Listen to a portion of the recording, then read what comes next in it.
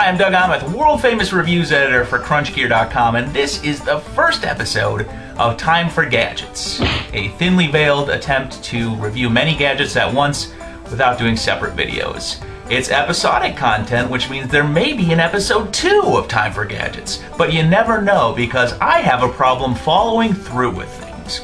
In this first episode, though, we'll take a look at the Big Buck Hunter Pro TV video game. We're going to take a look at the Samsung R10 high-definition camcorder. We're going to take a look at a slew of iPhone accessories. And last but not least, we're going to take a special first look at the Archos 5 internet tablet. Since this is the first episode of Time for Gadgets, I thought it might be nice to answer a question I get all the time. Doug, how do you find gadgets to review? What is your reviews process? Let's take a look behind the scenes at how I obtained a pair of trip glasses from ThinkGeek.com.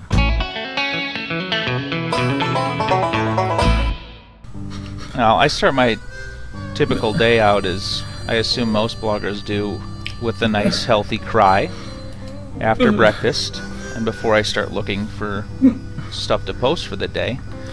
And every once in a while, if the crying is going on for too long, I need to kind of multitask and surf the web while I cry, which this particular morning I ended up doing.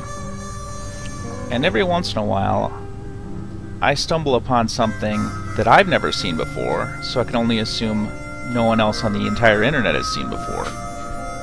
In this case, it was the trip glasses. So I almost immediately set out to get them. Oh! Yes! Yes! Penelope, take a letter. Dear ThinkGeek, I command you to send me these trip glasses. Don't you know who I am? Doug. Penelope! Penelope!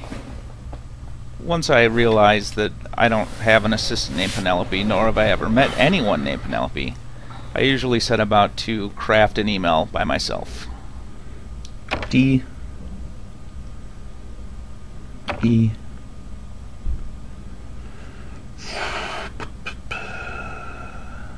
A. And within about 45 minutes, I'm ready to send my email. Where is the G? Almost immediately I get a response. Dear Mr. Aamoth, a pleasure to interview your business. Immediately, we're not fast enough. We're chartering a jet. Good. To have them flown to your house today. See you in about an hour again. Thank you so much for choosing to review our products. And they show up.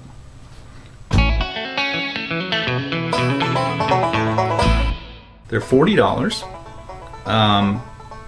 They consist of a simple little box here on the side and a headphone jack. So what you do is they come with these crappy headphones. I would suggest using noise canceling ones, or at least noise isolating ones if you have them, but these work fine for the purposes of this demonstration. So you plug the headphones in and then you just hit this on button and the sequence runs for 14 minutes.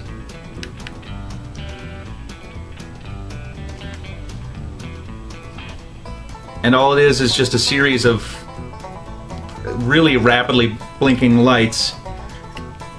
And here's the sound that you hear out of it. And it changes the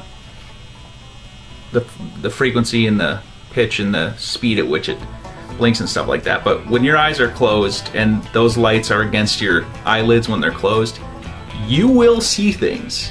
Now, they say that the product description says it'll make you hallucinate and stuff like that. It's not going to make you see Jesus or anything. At least I don't think it did. I saw my 3rd grade math teacher, I think. Unless he was... you'll definitely see shapes, though, and stuff like that. So they're pretty cool. They actually, believe it or not, they work. So for 40 bucks, they actually do what they promise.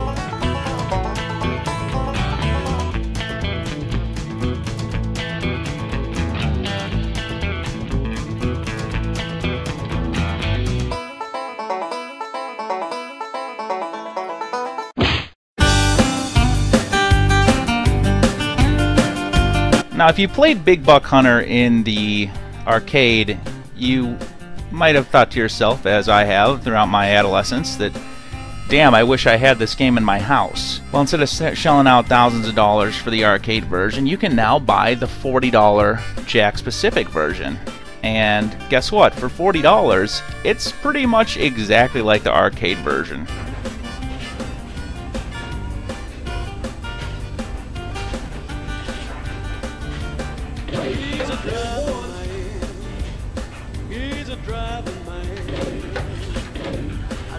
The gun itself is not quite as sturdy, but the experience is there. It's very similar to what you'd find in the arcade.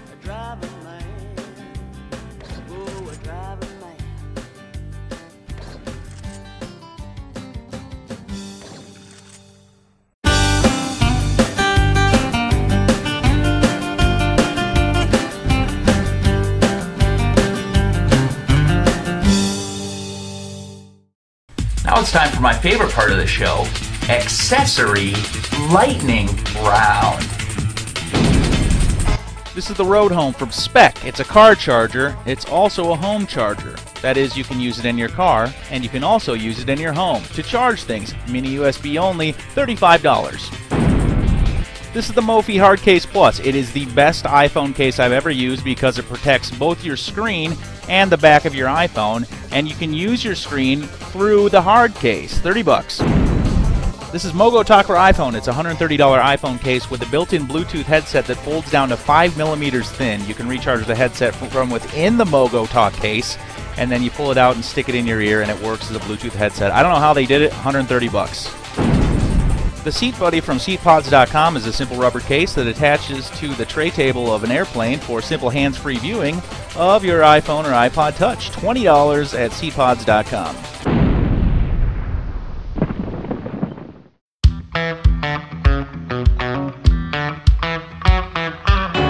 The HMX R10 from Samsung is a lot of camcorder for 500 bucks, and if you're lucky, you can find it for 400 bucks online.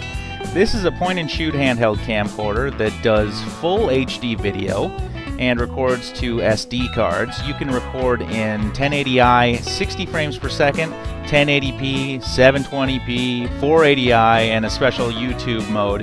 Video quality is actually surprisingly good for such a small camcorder, although there is some tendency to artifact and tear if you do a lot of high motion type stuff.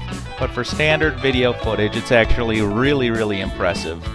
The one thing that's definitely missing from this camcorder is some sort of hand strap. Now, it comes with a strap that you can attach to the little silver buckle on the right-hand side, but it doesn't have a full hand strap that's built in and straddles the entire side of the device, so using the thing one-handed is very difficult. Battery life is pretty good at 3 hours, and the touchscreen interface on the fold-out LCD screen, some people will like, some people won't like.